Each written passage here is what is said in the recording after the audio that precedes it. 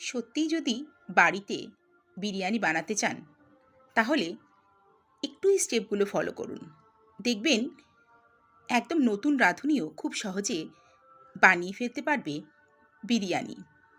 চালটা একটুখানি লম্বা নেবেন। মশলাটার জন্য আমি এই সমস্ত মশলাগুলোকে একসঙ্গে নিয়ে মিক্সিতে গুঁড়ো করে রেখে দিয়েছি।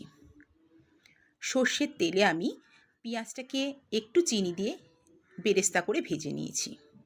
উষ্ণ গরম দুধে কেশরটা ভিজিয়ে রেখে দিয়েছি।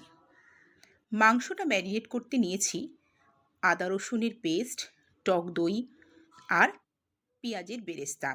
আর দিয়েছি হলুদ, নুন, বিরিয়ানি মশলা বেশ 2 চামচ, কাশ্মীরি লঙ্কার গুঁড়ো 2 চামচ, গোলাপ জল 1 চামচ, কেওড়া জল আর 4 ফোঁটা মতন আমি মিঠা আতর দিয়েছি।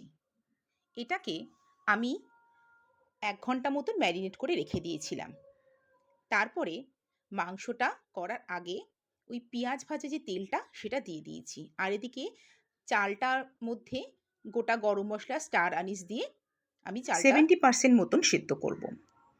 এরপরে প্রেসার কুকারে প্রথমে মাংসের বড় পিসগুলো দেব, তারপরে লেগ পিসগুলো দেব, তারপরে আলুগুলো দিয়ে অল্প একটুখানি জল দিয়ে আমি একটা সিটি মেরে নেব।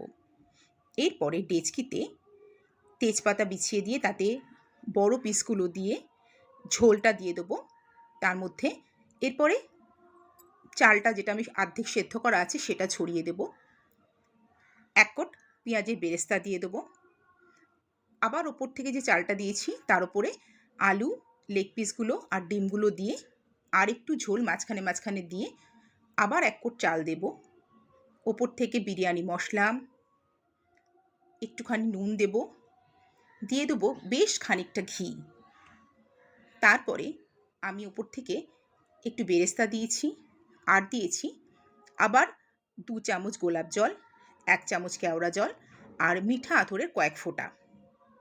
এরপরে যে দুধে আমি জাফরানটা ভিজিয়ে রেখেছিলাম সেটা আমি দিয়ে দেব। দিয়ে ওপর থেকে আমি দিয়েছিলাম 1 প্যাকেট গুঁড়ো দুধ।